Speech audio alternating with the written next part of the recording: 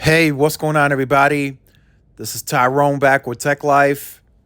And here I have a great article for you guys from Mike over at Light Reading. I'll leave a link to it in the description so you guys can check it out. So this is a big update. AT&T's Internet Air pegged for healthy ramp in 2024. So a few months back, I made a video informing you. It was kind of a scoop, whatever you want to call it, that this product is going nationwide. And as of this morning, I am told it is still going nationwide. Now, here's the problem, right? Here's the problem with this product for AT&T. What's the scalability? So Evercore is estimating that AT&T is going to grow 525,000 customers next year. That's total, right? For comparison, T-Mobile does that in a single quarter, just for comparison and the comparison in scale, right? T-Mobile taking this to a way bigger scale versus AT&T. AT&T expected to end this year at 75,000 and end next year at 525,000, which should put them right around closer to 600,000 total FWA customers. Now, the issue with the scalability is how big do they want to go? There's the fiber footprint. Of course, they're not going to sell home internet air in fiber areas. That's just not going to happen. That's counterproductive. But on the copper footprint, there's a huge opportunity to convert that customer. Now, the only problem here is how many customers are in a given neighborhood, right? For an example, I don't know for sure, but I know what I do know by fact. My neighborhood only has DSL for AT&T, and its max is 10 megabits down, and that's throughout the entire neighborhood. Now, there might still be customers. I just put a number on it. Let's say 40 houses are using DSL. There's no way that AT&T can move all 40 of them onto that sector for FWA. That's just too much usage. And then their usage is going to increase because now they go from having only 10 megabits down.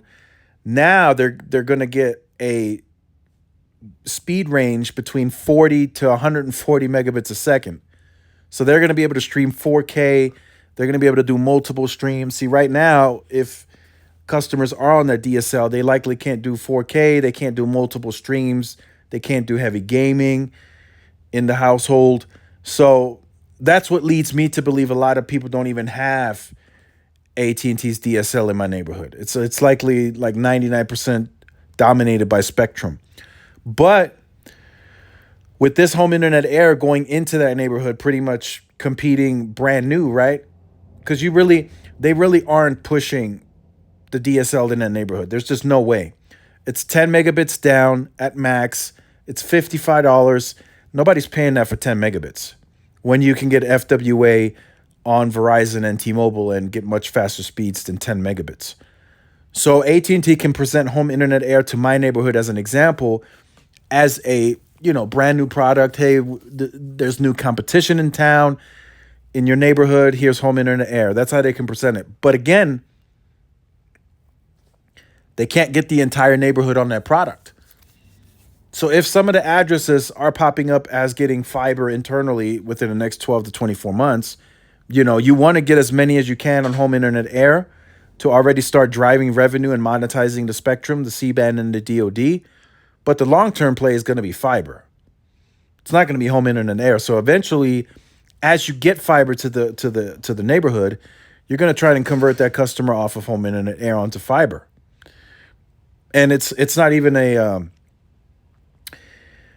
question. It's more like you're going to force them. Hey, you got to send this back now. We're giving you a much better product in our fiber product. So that's the only concern, is what's the scalability?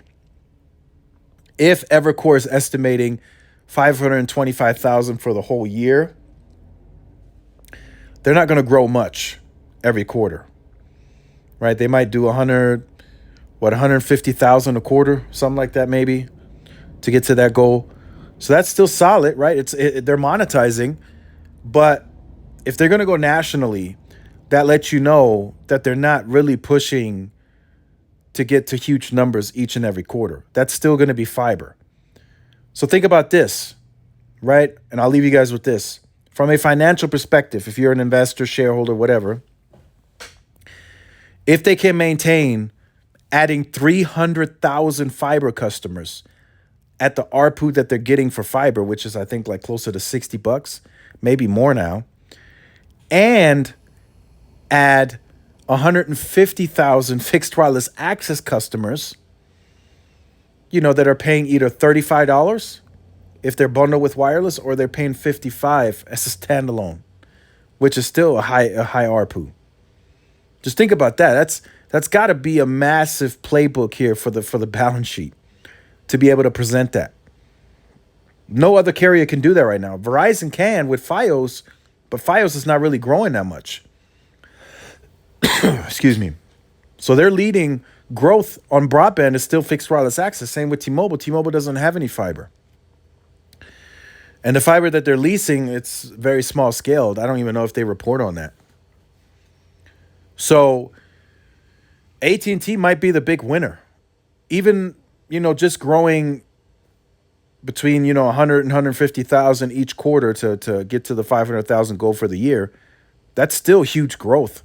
If they get 300,000 fiber ads and 150,000 fixed wireless, that's 450,000 that are paying solid ARPU. So it might be a very, very accretive playbook for AT&T to continue to offer both fiber and home internet air. So let me know what you think about that in the comments. Make sure you guys like, share, subscribe. Follow the social media outlets. This is Tyrone with Tech Life. See y'all in the next one. Peace.